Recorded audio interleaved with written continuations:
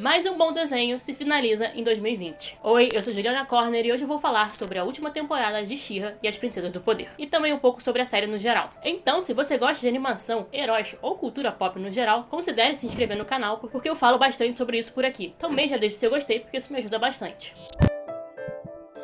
Bem, eu acho que essa temporada tem duas questões. Dela como temporada e arco narrativo fechado, e dela como última temporada de uma série, o qual ambos têm um lado positivo e negativo, onde falando sobre a temporada em si, ela teve um ótimo arco narrativo. Nessa última temporada, os heróis vão enfrentar o vilão final, que é a Horda Prime. Um vilão que já vem sendo construído desde a segunda temporada e que acabou se misturando com a própria história da mitologia da She-Ra. A gente já sabia que os primeiros foram conquistadores da galáxia, e que a She-Ra anterior, a Mara, só estava tentando salvar o planeta etéreo. Onde esse vilão também se conecta com essa história antiga, visto que a Horda Prime e os primeiros eram meio que rivais nessa conquista pela galáxia, a qual a gente descobre que a Horda Prime meio que ganhou essa disputa. E acabou com a magia do universo, magia essa que era roubada pelos primeiros, que a gente agora sabe que era para provavelmente vencer a Horda Prime. E o Prime é perfeito para se encaixar em toda essa construção, pois ele é um vilão imortal, com uma memória daquele tempo, que faz com que toda a importância que a série deu ao passado de Etéria faça sentido para combater esse vilão, sendo um inimigo carismático no sentido que ele é um verdadeiro narcisista sociopata, e não como um cara sério e sombrio como Rodark, por exemplo,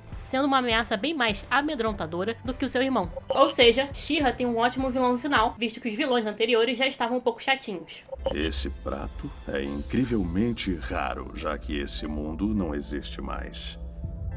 O que me vem a redenção da antiga vilã, que era a Felina, que teve uma redenção bem honesta. Nas minhas antigas análises de She-Ra, eu falo duas questões sobre a Felina, que durante toda a série, apesar dela ser colocada como vilã, ela também tem bastante desenvolvimento, sendo colocada de uma forma que tenhamos empatia para com ela, e que ela, na temporada anterior, chegou ao fundo do poço dessa vilania. Então, a redenção era algo a se esperar, onde no começo, ela ainda está com a arrogância de servir a Horda Prime, e uma forma de sobrevivência. Mas a partir do momento que ela sabe que ela vai morrer como qualquer um, a chavinha dela vira e ela resolve se sacrificar, onde ela não tá fazendo esse suposto sacrifício para ser uma heroína, mas para se sentir útil, porque uma frase que o Prime sempre falava para ela é que ela ainda seria útil para ele. Então, ela não virou uma heroína do nada, ela só queria se sentir útil antes de, entre aspas, morrer, porque ela estava se sentindo ninguém. Após ela ser resgatada pelos heróis, a Felina, e até o primeiro momento a Adora, tem ainda essa briga e uma adaptação a essa nova situação, onde, na minha visão, a Felina ainda não se adaptou a essa nova situação até o final da série. Ela se reconecta com a Adora, mas ela só tá interagindo com os amigos da amiga dela. Ela não virou amiga de todo mundo. Ou seja, a Felina teve uma redenção satisfatória e que faz sentido.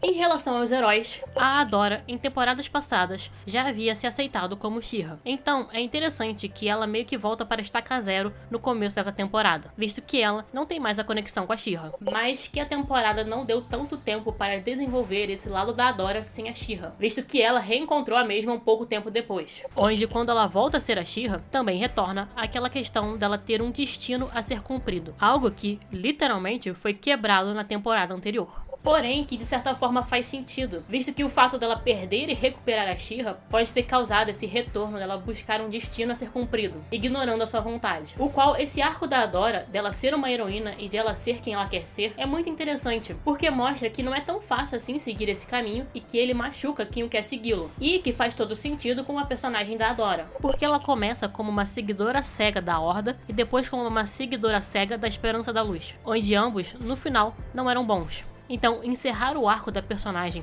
com a pergunta do que ela quer ser é perfeito para a história da heroína que vivia seguindo os outros. Você vale mais do que pode dar para as outras pessoas.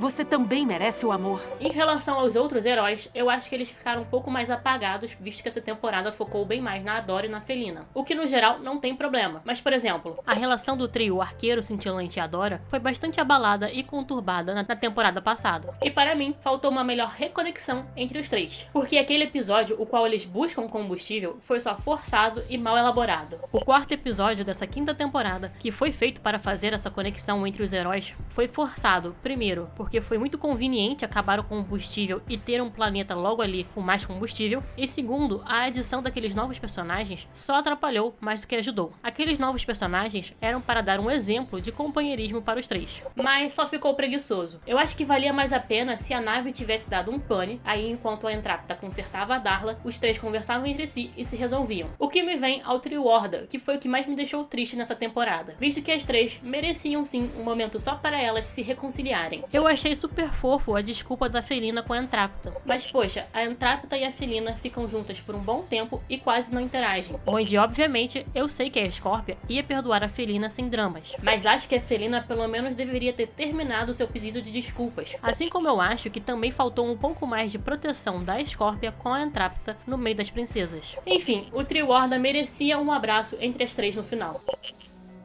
Eu te perdoo.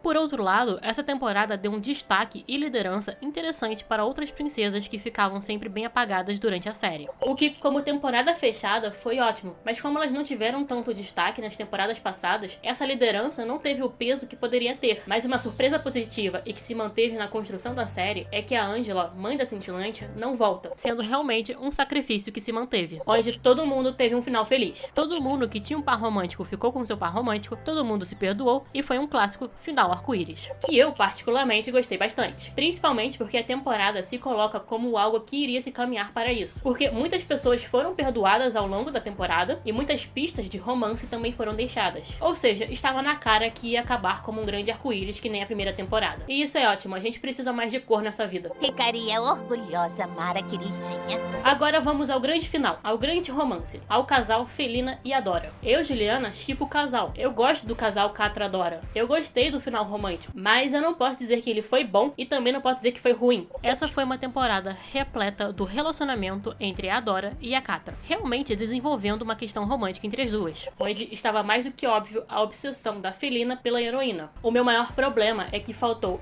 durante toda a série, o lado da Adora nessa relação. A Adora simplesmente não existe nesse relacionamento. A série de She-Ra começa com a Adora e a Felina sendo amigas, onde em um primeiro momento só é mostrado essa amizade entre elas. Mais para frente, no final da primeira temporada, esse passado é revelado, mas é uma perspectiva da Felina, onde a gente entende que a Adora foi uma boa amiga para a Felina. Mas não o contrário, a gente não vê o lado carinhoso da Felina com a Adora, onde na quinta temporada reforça com um flashback a bondade inerente da Adora, enquanto a Felina é novamente uma escrota com ela. Eu acho que teria valido bem mais a pena ter mostrado um flashback da perspectiva da Adora, de uma boa ação que a Felina fez com a Adora quando elas eram crianças, não só para mostrar do porquê que a Adora é amiga da Felina, mas também para acrescentar na redenção da Felina. Porque aquela frase final da Felina que a Adora nunca abandonou ela é uma puta mentira. Se tem algo que eu vivo falando nos vídeos de She-Ra é que a Adora abandonou sim a Felina e que teve até um arco dela para cortar essa amizade abusiva. Onde eu não sei se eu gostei tanto do papel da Felina como par romântico, porque toda a construção da Felina nesse quesito girava em torno dela não querer ser a sombra da Adora, e no final ela foi. E eu não tô falando do final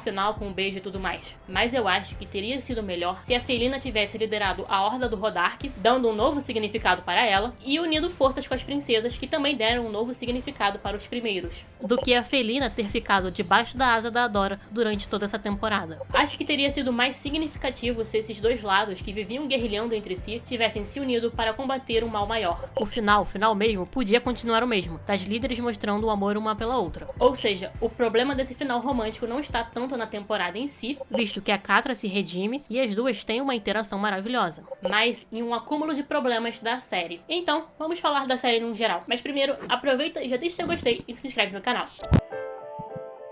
Acho que boa parte dos problemas que a quinta temporada encontra são defeitos que se repetem ou construções que foram esquecidas ou não aproveitadas. O reboot de She-Ra, se olharmos de longe, é uma ótima imagem. Vai ter um traço consistente com informações legíveis. Porém, se a gente aproximar a imagem, a gente vai ver que falta acabamentos e que algumas coisas foram meio que feitas nas pressas. Então, apontando primeiro os defeitos da nova série de She-Ra como um todo, acho que faltou ela se amarrar melhor. Ela é sim bem consistente, a história e os personagens se entrelaçam entre si, porém tem umas pontinhas pontinhas soltas e tem algumas linhas que não se entrelaçaram tão bem com a narrativa. Por exemplo, na temporada passada, teve um episódio dedicado aos amigos da Horda, que no final não serviram para nada. Assim também como toda a questão da união das princesas de Etéria, que na temporada passada só era preciso as 5 principais. Tem também a questão da Scorpia e da Entrapta, que ficou meio confusa essa relação delas com as pedras delas. Assim também como eles não desenvolveram os personagens mais secundários, que no final teriam uma certa importância. Além das questões da Adora e da Felina, que eu já expliquei. São problemas sutis, mas eu acho que com um pouco mais de cuidado ou um replanejamento poderiam ser consertados. Darla só precisa reinicializar e depois ela vai voltar a funcionar por completo. Mas para mim, a pior coisa no reboot da She-Ra e que teria dado uma baita diferença foi a animação. Assim, eu acho que numa história audiovisual, primeiro vem os personagens, que em She-Ra eles são maravilhosos, depois vem a história, que em She-Ra, apesar de uns probleminhas, é bastante concisa, e depois vem a produção, que é o visual e o áudio. Na parte sonora, eu sempre disse que era maravilhosa, nenhuma queixa, mas no visual, She-Ra optou por ter um visual remetente aos animes. Porém, ele ficou o genérico do genérico. Antes eles tivessem feito um traço mais cartunesco ou estilizado como Kipo, um traço que mesclasse melhor com as cores chapadas. Mas a animação em si, o movimento, nem foi tanto o problema, apesar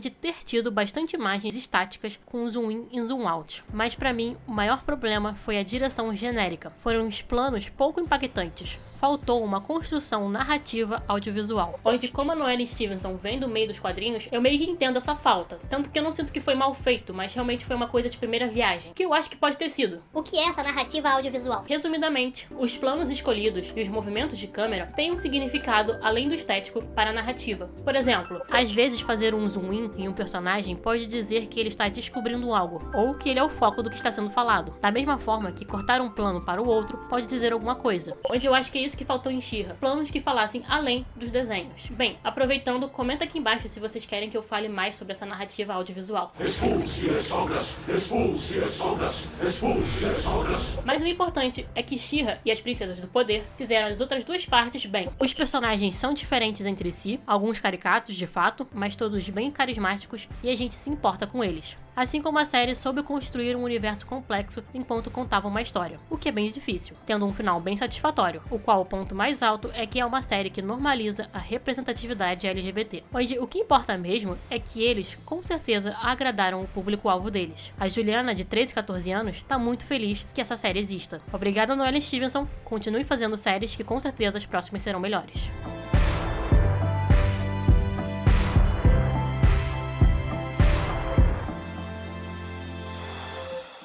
Bem, esse foi o vídeo de hoje, eu espero que vocês tenham gostado, e se gostaram, clique no gostei e se inscreve no canal para acompanhar. E aproveita também e compartilha esse vídeo com seus amigos que gostam de um final arco-íris. Aqui do lado vai ter uma playlist com outros vídeos que eu fiz sobre a She-Ra, e aqui embaixo vai ter uma recomendação de algum outro vídeo. Eu sou Juliana, e até!